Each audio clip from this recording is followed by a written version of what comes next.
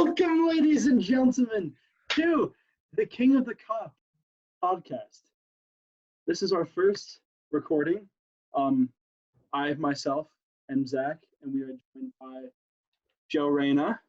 Hello. Ben Niebler. Hi there. And Joe Tierney, who is currently muted. That's fine. So, as we all know, football came back. It's back. Saturday, fantastic day. Let's talk about Saturday because we saw an amazing match between Dortmund and Schalke, where Dortmund absolutely dominated the Revier Derby. 62% possession. I mean, 4-0. Erling Haaland continuing his form. My score prediction was actually wrong because I thought it was going to be a game of two sloppy defenses after this break. So I actually had a 4-2 score prediction, which was the score of, I believe, the last Revier Derby. But yeah, Haaland scored once. Haaland scored and assisted. Hazard scored and assisted. Guerrero scored twice, and Brandt assisted twice. It was a great show from Dortmund. And unfortunately, though, Thorgan Hazard had to start, which, maybe not unfortunate for Dortmund but for those USMNT fans out there who had to witness Joe Reina getting injured before he even got to, step foot onto the field, got injured in the warm-up. It's going to be his first start for Dortmund. Why don't we talk about that? I think you're absolutely right. It was something that most Americans that were paying attention to the Bundesliga were really looking forward to. They announced it. It was all over BR Football that Giovanni Reina was going to be starting. And that was kind of disappointing, to say the least, to see that he had gotten injured and not to see him play. But he'll definitely be back, hopefully soon. And we can watch him light it up in the Bundesliga. I got to say, though, you got to shout out the man, Erling Braut Haaland. He scored his 10th goal in the Bundesliga already. He only got there in January. He scored 16 goals in the fall season with RB Salzburg, and he's already scored 10 goals in the Champions League campaign between the two teams. Yeah, I have him down as 51 goal contributions in 34 games across all competitions this season. That includes the Austrian Bundesliga. He's got 41 goals, 10 assists. He's on 10 goals and 3 assists, according to Transfermarkt, in only 602 Bundesliga minutes. He's not even 20. He's not even 20 years old. He's a month older than me, and I believe you guys are very close in birthdays. Mm-hmm. One thing that I'd like to add is just the American presence in the Bundesliga. Obviously, we had Pulisic a couple of years back, and now we have Tyler Adams, who's been very good at CDM for Leipzig. And now we have Reina coming up the ranks at Dortmund. One thing I don't know if you felt the same way, but I felt Jadon Sancho was he looked very out of shape. Mm-hmm. He didn't get involved in the play. I felt he felt lethargic and he was slow on the ball. I don't know about you guys. I mean, it's hard to necessarily say that, he was going to have a huge impact on that game because he came on towards the very end of the game and everyone's still adjusting and he's got to adjust the tempo of that match. Jadon Sancho's not really someone who uses like a super sub. He's not your Haaland, I guess you could say, because Haaland was a super sub for the first couple of games. He's not your Ole Gunnar Solskjaer. He's not your Javier Hernandez. He's not that type of player. And obviously, a 2-month break, a forced break from the game isn't necessarily going to help your form. So, it's just more so this game was about finding your feet. And I just, at the end of the day, on paper and statistically, Dortmund were just the better team. Mm-hmm. Yeah, I would caution in general basing the outlook off of the first game back after the forced, shutdown of the league briefly. I think statistically it's better to look at Jadon Sancho's previous contributions to the season, things that made him the rumored 100 million euro transfer. I think that it's just a matter of getting back into games. I think that Jadon Sancho in particular, as a wing player, is more likely to just have a harder time getting his feet back into football. And ultimately, I think as we finish the season, especially in a compressed schedule, I think you're going to see Sancho quickly return to his previous form that he had been going through for the past 6 months. Yeah, it's not to say that he won't, because we all know how good of a player he is, but just the way he looked on the ball and off the ball, it just seemed maybe his mind is on a transfer. I don't know, but I believe that it's just an unfair analysis based off of, like what Joe and I. It was a short period of time too. It was, I believe, 13 minutes, something around there. Mm-hmm.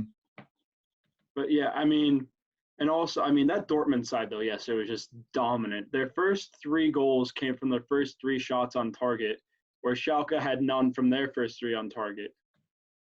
Mm-hmm. It was just ridiculous. And the audacity of Brandt yesterday to pull off that scorpion pass in his defensive third. I don't know if you guys saw that pass, but that was audacious. Mm-hmm. It seemed to me like Dortmund picked up right where they left off, just almost like there was no break. Obviously, Sancho would be the exception, but in general, I think the team just showed that they were heads and shoulders more prepared than anybody else that was would have been on the field against them. Not just Schalke. I don't think I saw a performance in the Bundesliga better than them. Maybe Mönchengladbach, but even them, they just came out of the gate very fast. And, speaking of prepared, let's talk about Union Berlin, who they had played a very good game and had a very good fight today against Bayern, especially with their assistant manager being the coach, because their current manager is in Switzerland for personal reasons. Mm-hmm.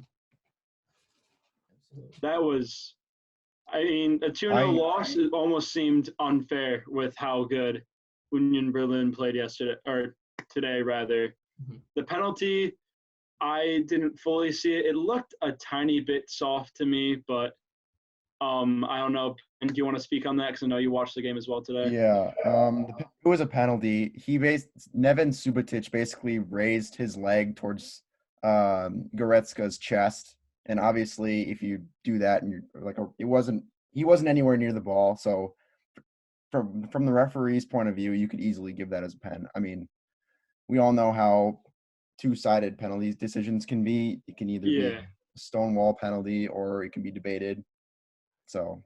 But I'm glad the pen decision didn't go to VAR because you guys know how, even as a Liverpool fan, how much I just despise VAR. I just hate it so much. Mm-hmm. The Bundesliga has shut down VAR, I believe. Is that correct? No, actually, they use it in the weekend. Dortmund game. Yeah, they had about 3 or 4 decisions that were overturned. I believe 3 goals that were denied because of VAR. Muller's goal was overturned today. Interesting. Yeah, okay. I disagree with that decision based on the fact that when the original header came in, Muller was in an offside position, but he wasn't directly involved because the header was towards Gnabry and Gnabry was onside, and he played a square ball across to Muller, who tapped it in. It was very, very tight. I could see how the referee gave it as offside, but from my perspective, it should not have been overturned. Let's use a prime. The one of the most infamous examples of an offside call is Edison Cavani's bicycle kick years back for Napoli, where Hamsik was offside, not even involved in the play, and the referee still allowed the goal for offside, even though Hamsik had nothing to do with the play whatsoever. That was even less involved than Muller was in the initial, pass. But nevertheless, there was a player in offside position, and the team still found the back of the net. Yeah, I think that a lot of it has to do with if a defense has to dedicate resources to someone who could be in a position at all, it's probably offsides. And I think that's like the refereeing paradigm right now. Is that if there's credible perception that a defender thinks he's going to have to mark somebody, that guy should be offsides, regardless of whether or not he's the direct target of something. We all see deflections in soccer. We all see crosses that don't get to the right person and end up falling to someone else. I think that, being involved in play is a lot broader than we think it is. The thing is, Muller scored the goal. So, which I think is more to my point, yeah. But they showed a thing about, 10 minutes after the goal in game time, that he was about I don't know. It was tough to tell, but they showed a graphic. He was offsides by his shoulder or whatever it was. It was tight, like Ben said, but he was the guy that scored the goal. It wasn't like he was just standing there and Gnabry put it. Like Gnabry squared it to him, and he was the one that was offsides and put the ball in. So when I saw it back, the commentators agreed. When they did they have the technology where they have the line that goes down from their shoulder down to the ground, and they compare. They were showing that one, and it was pretty stonewall after I saw that angle. But it didn't come out for a while, so I was a little confused as to why they made the call so quickly, because it was a very quick turnaround from when they gave the goal and then went back and disallowed it. So I would definitely agree with Ben that it was kind of iffy when you first saw it, but after a while, it was much more clear-cut, and it should not have been allowed. And speaking of VAR, Leipzig narrowly escaped a loss due to VAR in the 94th minute in their match. Mm-hmm. I mean, that's just one of the reasons why, the goal was offside. I mean, it should have been disallowed, but stuff like that, wasn't called by the referee. I just appreciate the human error of the game because, we don't need to things need to be fair, but not everything in life needs to be or is supposed to be perfect. There's no exact science to everything. Mm-hmm. And I don't know, I'm still not a big fan of VAR no matter what. It delays games, causes confusion for the fans and even people watching at home. Yeah, I think that given the fact that it was so late, I believe it was 93rd minute was when it happened. It was obviously that's like game. That is game over if that counts. And I mean, again, same thing. It was offsides. He was in an offsides position when he got the ball, when the ball was crossed to him. And I believe it was the guy that had the assist that was offsides. And that I've been a proponent that if VAR is correct, it should be used. If they are able to get calls right relatively quickly, which it was within a minute or two, then I think they should use it. So this weekend was a very clear-cut weekend where not a lot of mistakes were made, I think, using VAR. I think most of the decisions were pretty well handled. But this one was definitely, from a neutral perspective, you see a 93rd minute winner, against a team that's in the quarterfinals of the Champions League.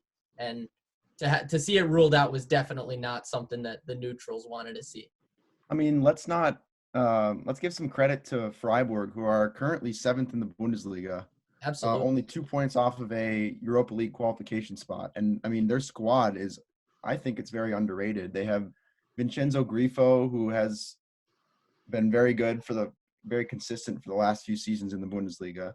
They also have Florian Kainz, who is an Austrian international, and they have Gianluca Waldschmidt, who's been called up to the German national team.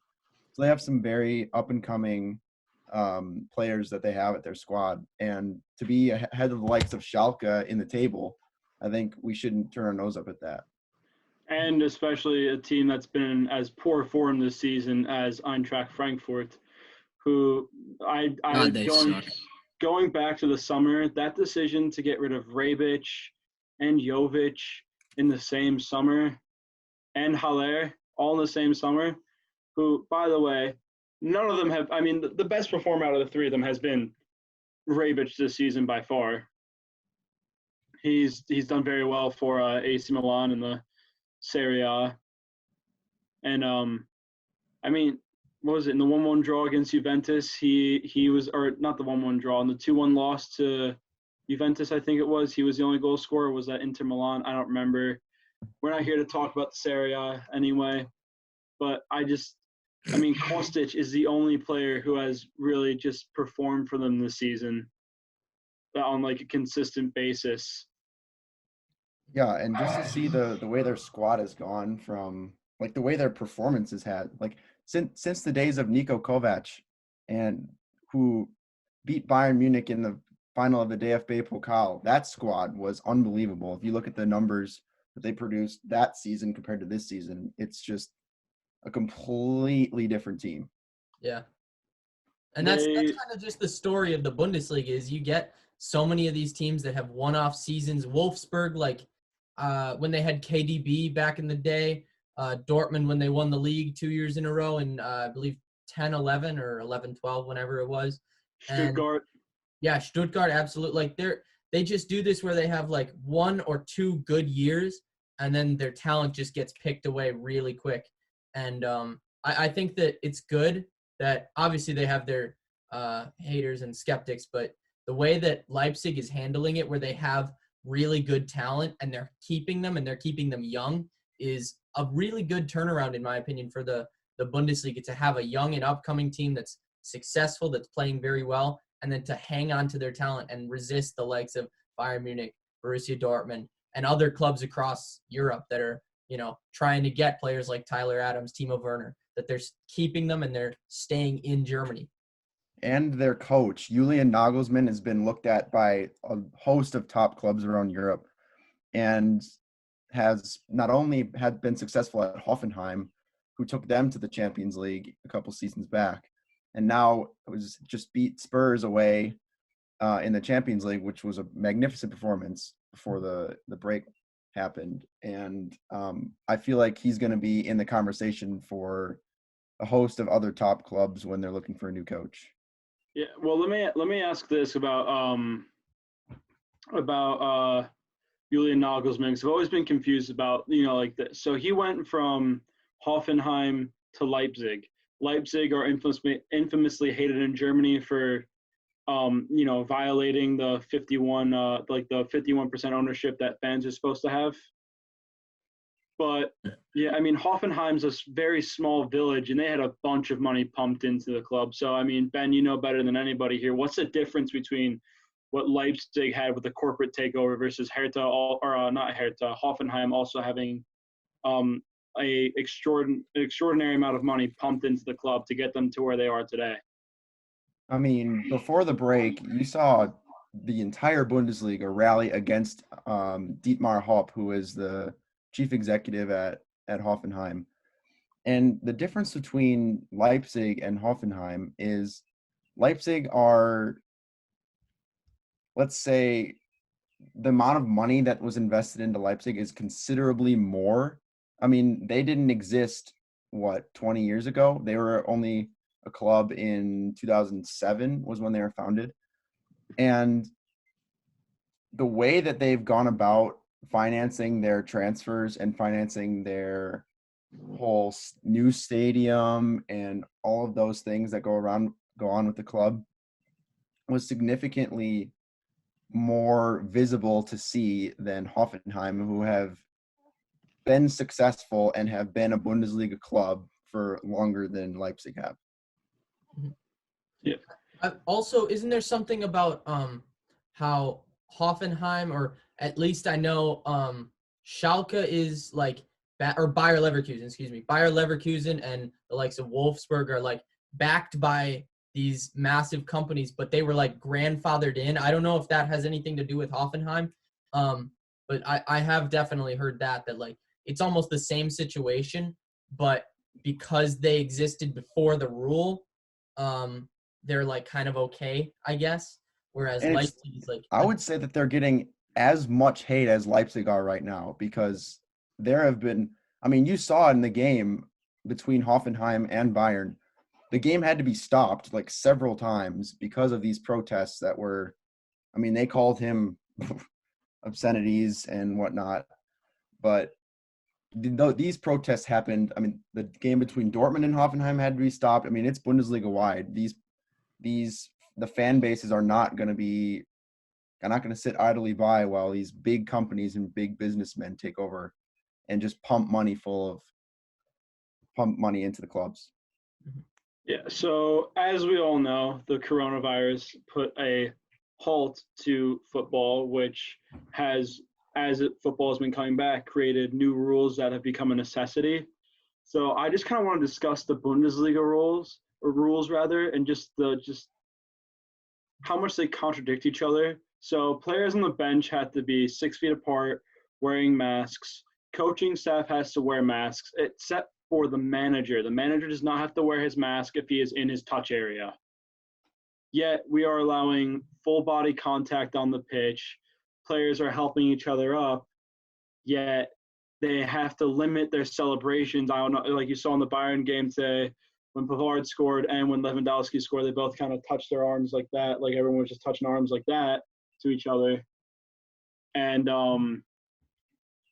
I mean, just the paradoxes it creates. It's just like one rule that makes sense, and the next rule just totally, destroys the purpose and the meaning of that other rule. I mean, it's very hard because on the one hand, we want to resume sports and resume our lives the way they used to be. But on the other hand, we have to keep safe. We have to keep ourselves safe. So it's very, very hard to keep a balance between safety and resuming what we love to do most. So I mean, the Premier League is proposing no tackling at all. Like, tackling wouldn't be allowed, which will turn Aaron Wan-Bissaka into the likes of into the likes of it basically would be like Glenn Johnson. He's just going to be Glenn Johnson, like Chelsea Glenn Johnson. How would football even work if you can't tackle? That's like it doesn't. Yeah. It doesn't work. It doesn't. And you just watch each other dribble to it literally just be like when referees give indirect free kicks inside the box and the entire team is just standing on the line with the goalkeeper. Yeah, that's what it would be like. Your teammates, and that just defeats the whole, like, literally anything about that. Listen, if you want to play a sport other than like maybe tennis or golf or something like that, where you're not close to anybody, sport is a contact thing. It's something that you need to be with or close to other people for. So I think that them starting up the Bundesliga, doing it the way that they are, is kind of their way of saying, like, okay, well, we have to observe some of this stuff. These players are still, they're not special, per se. We're treating them just like anybody else, that they have to sit 6 feet apart and everything.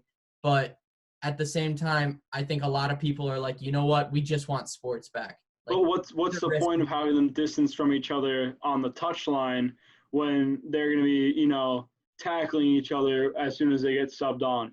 There isn't one. The primary concern is fan backlash. As much as there's the most people want soccer to come back, and this is true, but you can tell from when you have empty stadiums and you still have the ball boys wearing masks when they're not within 30 yards of anyone else. This is all simply security theater for the fan who is going to throw a fit on the internet about. Let's not forget the sponsors as well. To keep the sponsors happy. Mm-hmm. Well, yeah, that's true. That's also a good point. Yeah. What do you guys think of the 5-man subbing rule? I think it makes perfect sense because you're basically treating this part of this. It's like preseason, but it counts. That's essentially what it is right now. I mean, how often do you see in the 70th minute or the 45th minute of preseason an entire 11 get changed? Mm-hmm. I mean, it's what you got to treat it as. And these players, need to take caution. Like, it was my understanding that I believe it was someone from Werder Bremen came into contact with a family member who had the virus. And the whole team has a game on Monday, but yet after Monday, they're going to be self-isolating for 2 weeks, which is going to have their games delayed. But they're going to self-isolate after their game. Like, what is that? It just, I don't know. It doesn't. I think the 5 sub rule is a good idea, but there's a. I think it's important that we acknowledge the twist in it is that you can only have 3 instances where you make substitutions. Mm-hmm. So this is to make it so that you can't waste time with 5 subs and keep to the game in terms of time usage is a little more realistic.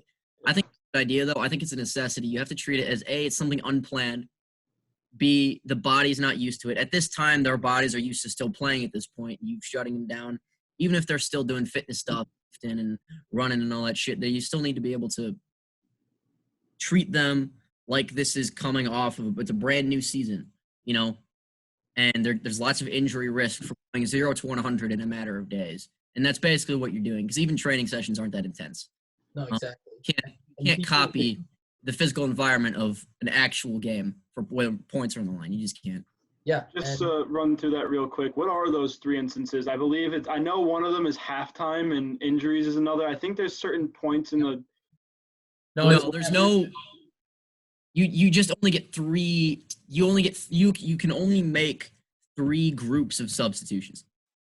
No, I know you can only make 3 groups, but there's also like stipulations where there's only certain points of the game, including halftime, where you can make the celebrations. They were talking about this during the Dortmund game, where there's only like certain times of the game where you can make substitutes, and obviously the referee has to like allow substitutes, but I know you also can't make subs more than 2 at a time if you are going to be making your subs. So maybe that's what they were talking about. Mm-hmm. But they were also talking about something where it's like only certain time periods of the game you're allowed to make substitutes. I'm pretty sure you're allowed to sub whenever you want, like, as long as, like Joe said, you're only doing, or like you said, 2 at a time, and then only 3 specific instances. So it would be like 1 guy and then 2 guys and then another 2 guys.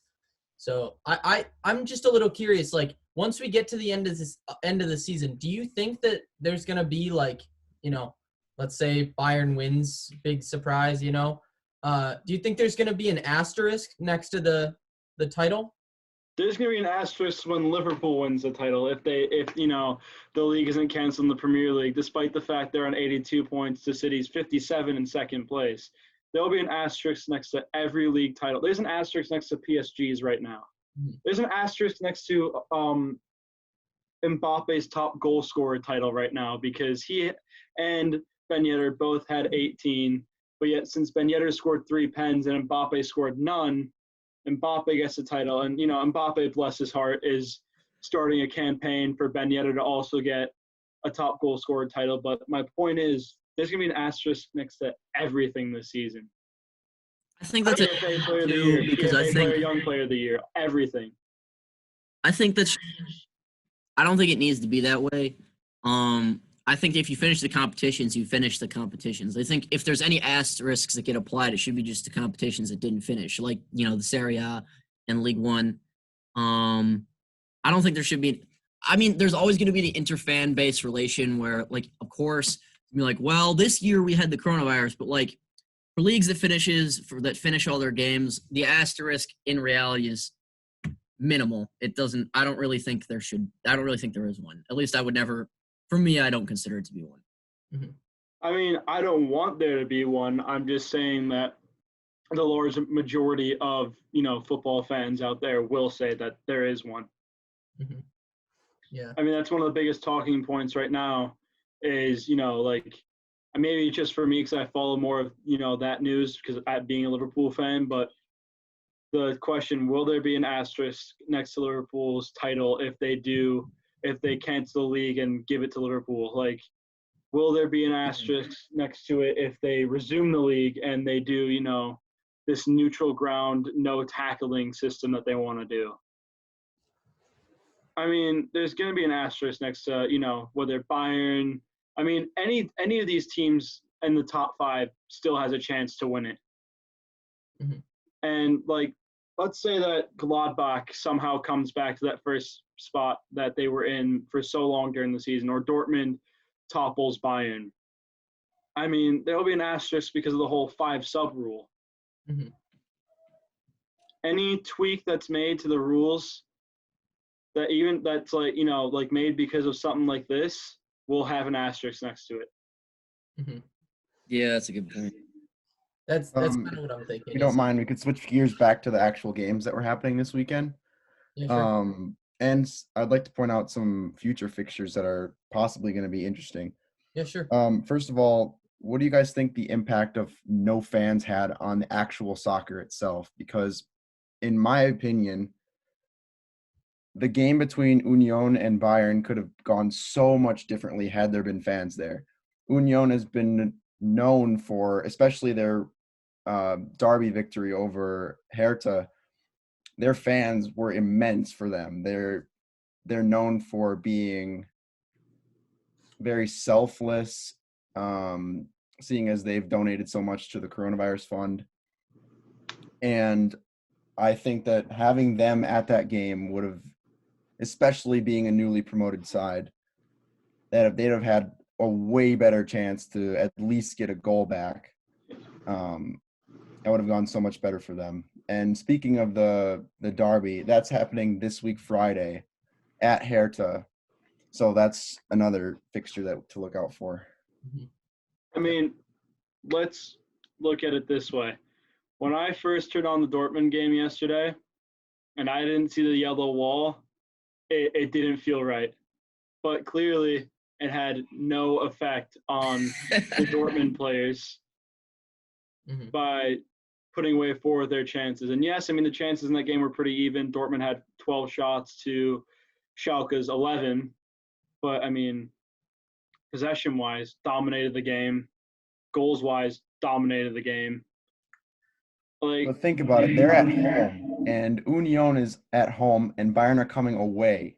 And for a newly promoted side to have a chance at home to beat Bayern with their fans behind their back, I think that game could have gone so much differently. I mean, Union nearly did it away at the Allianz earlier this season. It was a very narrow, scraped 2-1 victory for Bayern Munich. I don't know. I don't see that. I think that it's kind of evident that Union is – I think Union in general might have something that they just happen to play better against Bayern than usual, although I don't really think it changes the result. Bayern may have looked a little worse than Bayern generally does in that game. However, I don't really – at 2-0, I don't really see – like a goal back, fine, but I don't really see the gap being made up by having the fan base there. I think the familiarity of ground is always going to be more important for a home team. And I think that I think Bayern is just strictly better enough that if you have the fans there, they might play better as well. You know, there's lots of confounding factors to having fans. They're beneficial. They're also beneficial to everyone. Bayern's playing in a stadium without fans. How many times does Bayern do that? Fans for you or fans for the other team. Not having them changes the air no matter what.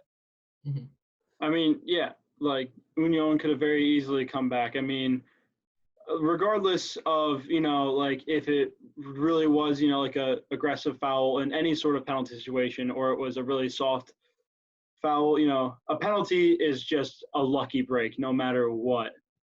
So, I mean, Bayern could have very easily only won that game 1-0 because the Mueller goal, you know, when I checked it, I mean, like I checked it out when one of you guys were talking real quick, and I definitely agree with the fact that Mueller was offside there. And, you know, I definitely think that the Bavard goal in the 80th minute, that was a very good header to muscle off 2 players in the air and win that header. And I believe 2 of his 3 goals now this season in the Bundesliga have come against Union. I think he scored the winner against Union. I don't know 100 against Union. I don't know 100%. But I mean, I don't know if a giant like Bayern, I think they'll always find a way to overcome.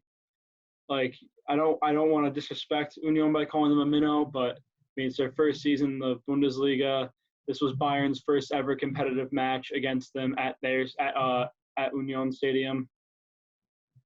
I mean, they've played a game there before. It was like a friendly for charity a couple of years back, but I mean, I don't really think that the fans would have had an effect on the Bayern game today, because I think that Bayern would have, you know, still scraped with the 1-0 victory, but I think they still have gotten the 1-0 victory, or 2-0 victory rather. I think they would have still scraped the 2-0 victory no matter what.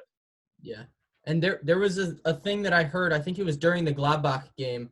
One of the commentators was talking about what is going to be the impact of the referees not having any fans yelling at them, not getting any abuse from the fans, that they can just like make their calls and not be worried about an entire stadium of, you know, 50,000 people screaming at them. So I would say I noticed the stadium or the calls were a lot fairer this weekend. I didn't notice any like big mistakes really, especially the 100%. VAR calls. Excuse me? 100%.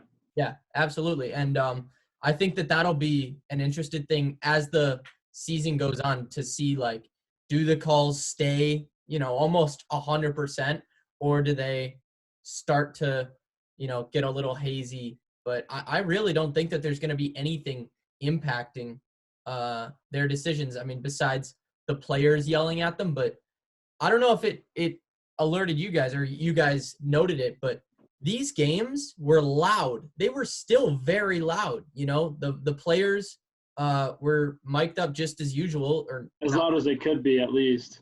Excuse me? As loud as they could be, at least. Exactly.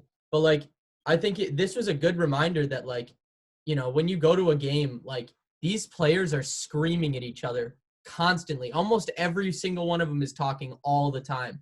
And, even though you're in an empty stadium, they filled it and it still sounded very, very loud.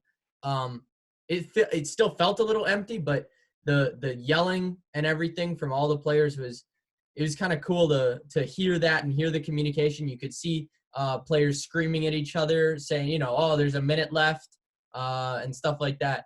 It was kind of fascinating to see the side of the game at the top level that you don't normally get to see. You never hear that during a Champions League game. So Yeah.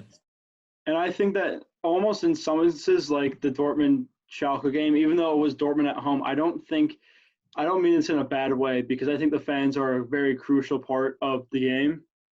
Mm-hmm. But I don't think the fans are as important, because what really drives the players during that game is this is our biggest rival. We need to beat them. I mean, let's not forget when Schalke came back from 4-0 down to draw the derby 4-4 back in 2017. It's not always the fans that matter. It's the game and the mentality of the players that matter the most. Yeah. And yes, the fans do have an impact on that, but I don't think that it's the end-all be-all. Absolutely. So let's pivot a bit, like Ben was saying before. Let's look at some upcoming fixtures for this week. Number one, I think Ben said, Hertha versus Union. That's going to be an amazing game at the Olympiastadion. It's been the first time in a while that they've had the Berlin Derby in a league game, so that'll be fun to watch. And then Dortmund-Wolfsburg. Wolfsburg is the both of them just kind of need points right now, especially Dortmund. If they want any chance at catching Bayern, they need to win some of these big games, and especially with a game against Bayern coming up, this could be a huge chance to get 3 points for that title chase. And then Mönchengladbach versus Leverkusen, both of them in 3rd and 5th respectively, I believe. And again, same thing as Dortmund. They just need points. They need those points to stay in the Champions League spots, or even if they are potentially going to challenge for the title. You need to. Leverkusen right now, they're in the Champions League qualification spot right now, right? Yeah. Okay.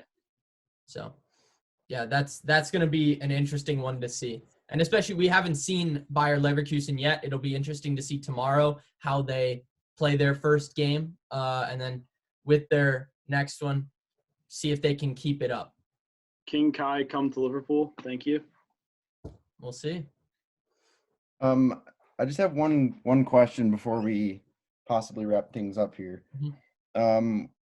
Where would Kai Havertz fit best, and who needs him the most? I want him at Liverpool for selfish reasons. I love the play. He's so much fun to watch. During our sophomore year of high school, when we were sitting at the table before class, I looked down at my phone and I saw that he was going to be missing that night, a Champions League match that night, an official statement from Leverkusen that he would be missing that night's Champions League match because he had a school exam the next morning. We've been following that guy since, we're the same age as him. We've been following him since he was 16 years old. So I just kind of have, ever since that day, I just kind of grew an attachment to him, because I just, it was just such a relatable thing to happen, where it's he had to miss a game because he had something going on the next morning, but he had to miss a professional match in the Champions League for this. So I want him at Liverpool, but aside Bayern, I don't think they really need him right now, especially, if maybe they could get Perisic on a full deal, which I think would be a great move for him, because he's proved himself in the Bundesliga before at the likes of Dortmund and Wolfsburg. He's proved himself there. And he's proved himself at Bayern already. Yeah, he's already proved himself at Bayern. I mean, but is that a central player that I don't see him as a central player that Havertz is?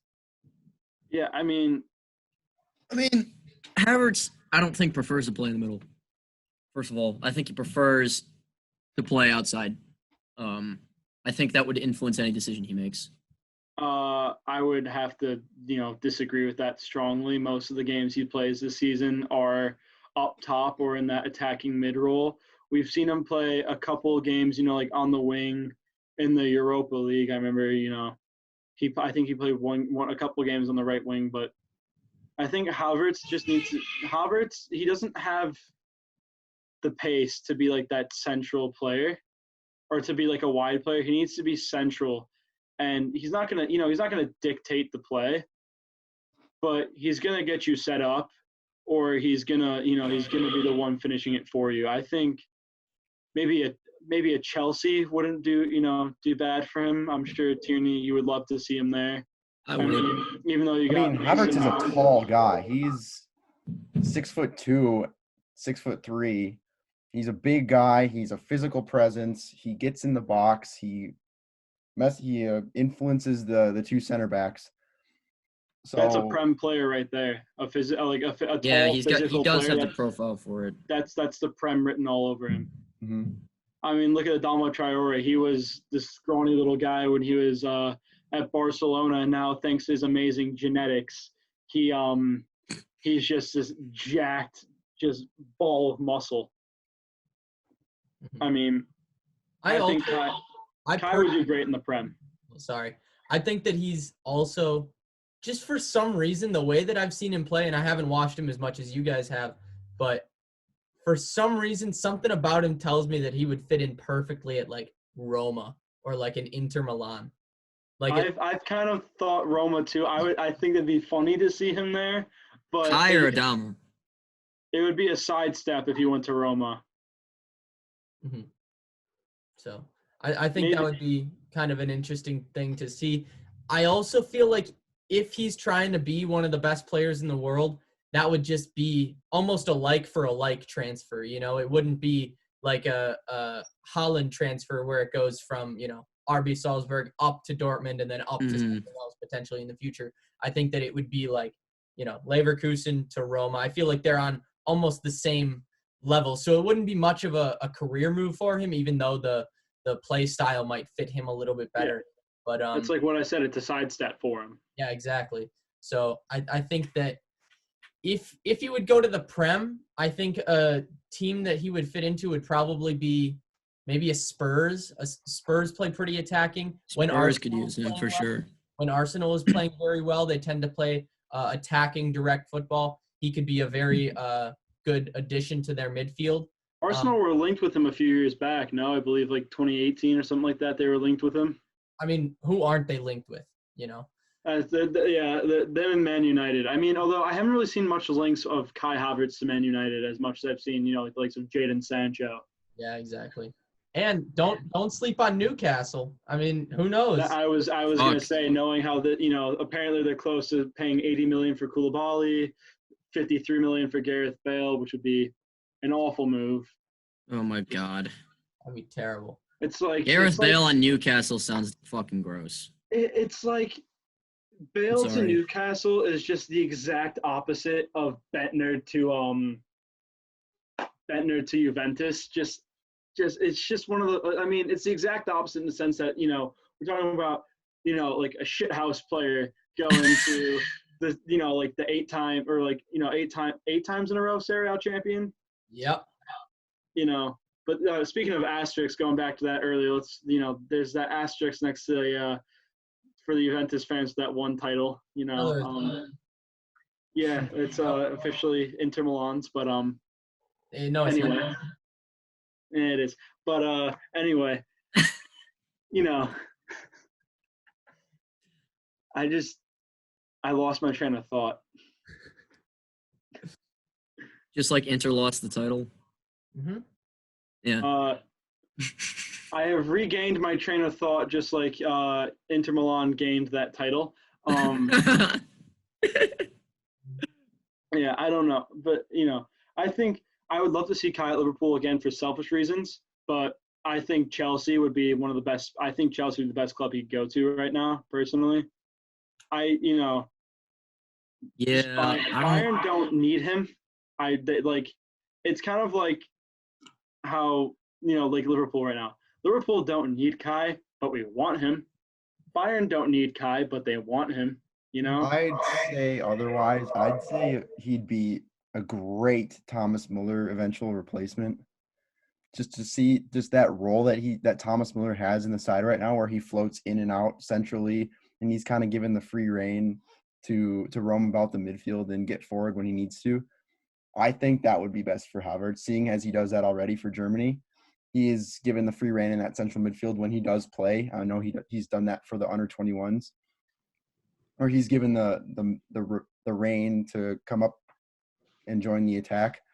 I think that suits him best. And the way Bayern play right now and the way they rotate in with Thomas Muller and Serge Gnabry and Lewandowski up front, I think to have Havertz in there as someone who's a goal scorer just like Muller is would be great for the future.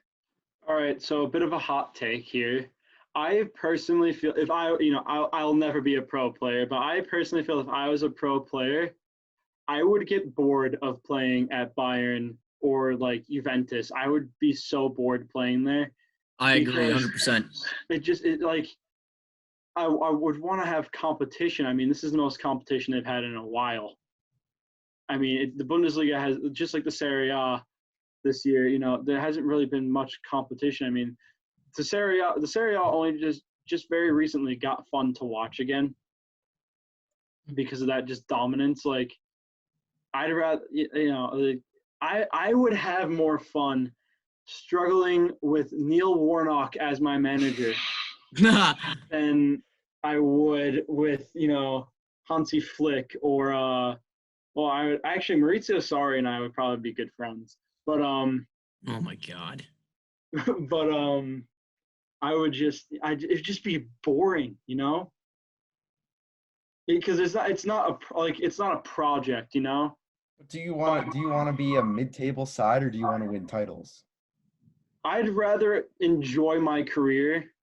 I feel like any player who is deciding between Bayern, Juventus, and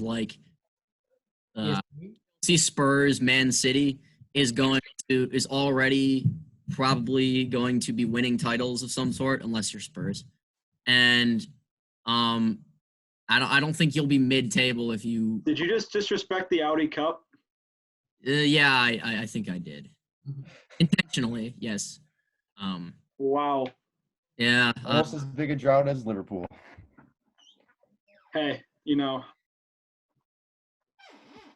I mean, I don't even know if that's true at this point. Hopefully soon to be 19 years. When was Spurs' last UCL? UCL? No, I'm talking about Liverpool. No, I know. I'm just saying I don't think that drought is actually better than Liverpool's. You know what I mean? I mean, like, in terms of a title drought, Spurs' drought is longer. Yeah. But in terms of, like a trophy drought, I mean, and then let's not forget, who just destroyed Bayern 3-1 at home in the Champions League in the round of 16 and saw you guys go bye-bye. I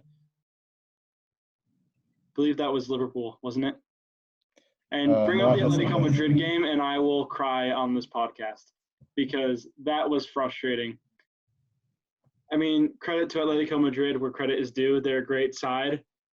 But I mean, I never enjoyed watching them play because, even before the game, I used to watch them play a lot back when I had, beIN Sports, and I would just watch them. I'd watch replays, especially, when I wasn't at school with concussions. I would watch them play because, TV is good for you when you have a concussion, kids. Don't your doctors tell you otherwise. And it was just boring. It's anti-football. It's like FUT champs in real life. Morata scoring in the second leg. What? How else would you play against that Liverpool team though? There is no. As Jurgen Like Man Klopp calls City. it, there's no other way to play against rock and roll football. But do you win a game away at Anfield or do you play attractive football? That's the debate. Yeah, I know. You gotta. It's their job to win, not to play attractive football. But Right. I'm just saying, it's just. Don't get me wrong. I was ecstatic when we won the Champions League, but it was so boring. I was bored watching that entire final. We scored a pen in the second minute, and then it was just FIFA 17 FUT champs, where we just played park the bus, 5 at the back, with our DM sitting right in front of our center backs. It wasn't fun to watch. I was, up north with my friend at the time. We were fishing. I left during the final to go fish. I was so bored. Jeez. Yeah. That's something I could not imagine doing. Leaving my teams. It must have been pretty terrible.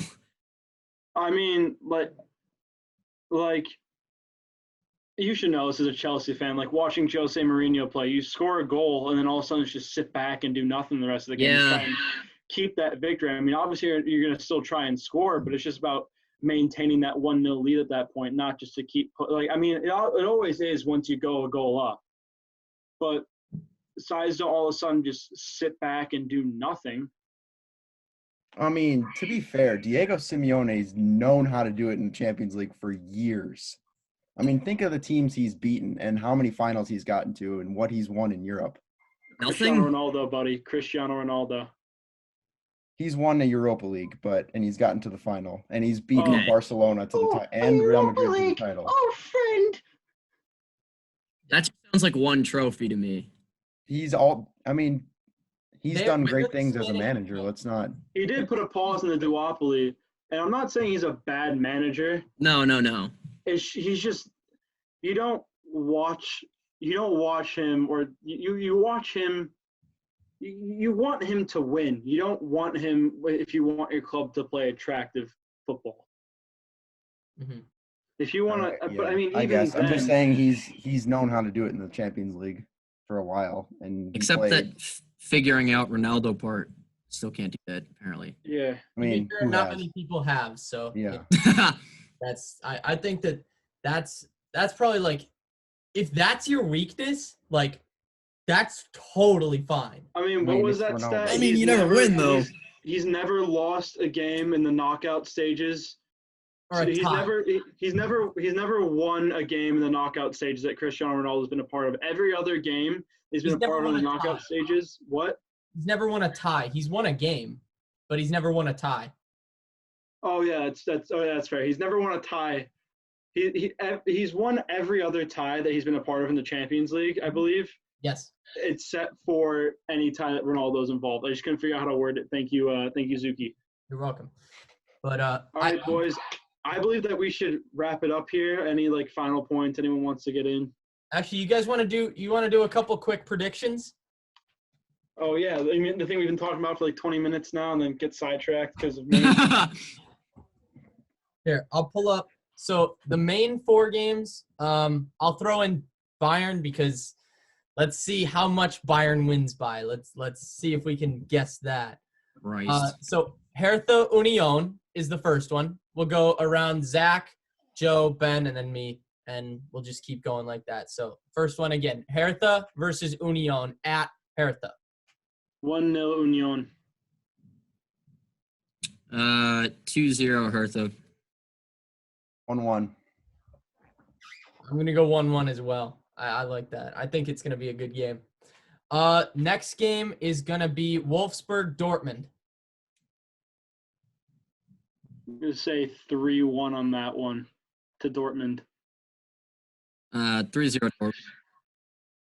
2-0 Dortmund. I'm going 3-0. I think Dortmund's going to have a pretty easy time with it. Wolfsburg didn't look very sharp today. And Wolfsburg, they're the lowest scoring side in the top 6. They're 9 goals behind Leverkusen. They only have they have only a goal difference of +5. They've only scored 36 and they've conceded 31. They've scored half the amount of goals as Dortmund have. Yeah. Yeah. I think this one's pretty clear cut, honestly. Mönchengladbach versus Leverkusen. Oh, that is a tough one. I will pip Leverkusen to do it. I think that they will. I think they could get a. Well, hold on. Let me ask this: Is who's home? Let me see. Mönchengladbach is. All right, I think it'll be 2-1 Leverkusen. 2-1 Leverkusen. Interesting. I don't know about this one, honestly. I feel like Mönchengladbach's recent performance against Eintracht, they won 3-1, but they didn't look that convincing. I think Eintracht was worse than. They were convincing the first 10 minutes when they scored twice and within 7 minutes even. Yeah, I don't think that's going to hold up against the Leverkusen. I think it's probably 1-1. Still don't see them losing, though.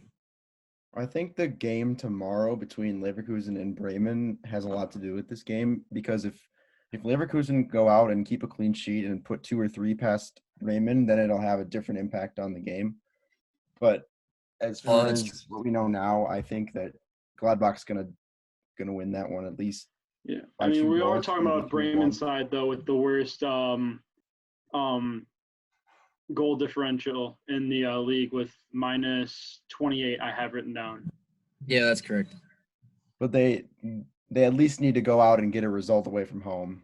And if they lose that game, that could potentially have a negative impact on their next game, seeing as they have to go away in their next game too. Yeah, I'm gonna go with Mönchengladbach. I think it'll be 2-1. I like Ben says, if Leverkusen does not get, I think even a convincing result, if they win 1 or 2-0, they'll probably walk away from that game thinking that they could have done a lot better, and they'll need to score at least 3 or 4 to walk away and be happy with that result, in my opinion. And then going into the Mönchengladbach game, Gladbach scored 3 good goals. The first 2 in the first 7 minutes, 30 seconds in, they were just blistering right out of the gates. And I think that they're going to be tough to contain. And I think they'll win 2-1. And then the last one is Eintracht and Bayern Munich. 4-0 Bayern. Yeah, 4-0. Yeah, that Eintracht defense is absolute garbage.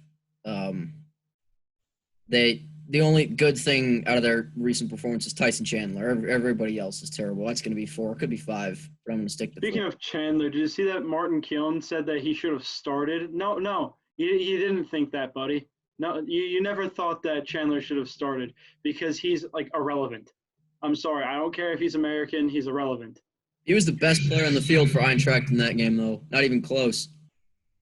Yeah, but like he was don't just I just disagree with what Keown said because I don't think that Keown thought that. He's just saying that to make it look like he was backing him from the start.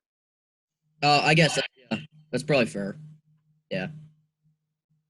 As far as the Bayern game goes, I'm gonna go 3-0. See, I've got a little bit of a hot take here. I don't know why, but I've got a bit of a feeling it's going to be a tie. I think Bayern's going to be a little antsy for their game against Dortmund, which is after that. And I think they're going to go into it maybe a little overconfident. So I could see a 1-1 or a 2-2. I'll go 2-2 tie for that game. But yeah.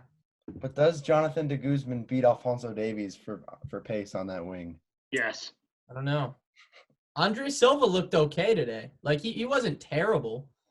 He wasn't great, but he wasn't terrible. His goal was Andre Silva. I mean, Milan should have probably held on to him. Yeah, he had a bad season. They just threw him on loan to Sevilla, and then he's on loan. I think it's like what was it? It was like really weird. Like him and Rebic are on loan to the other club for like I think they're like 3-year loan deals both.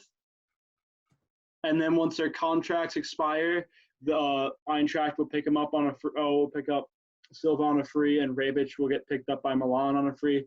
It was a really weird transfer deal. Yeah.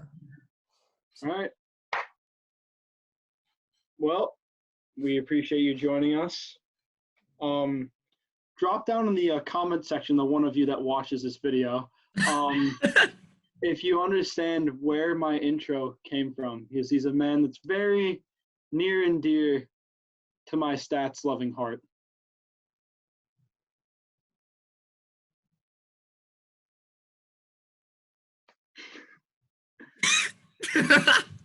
It's just over. It's over. What do you want me to do?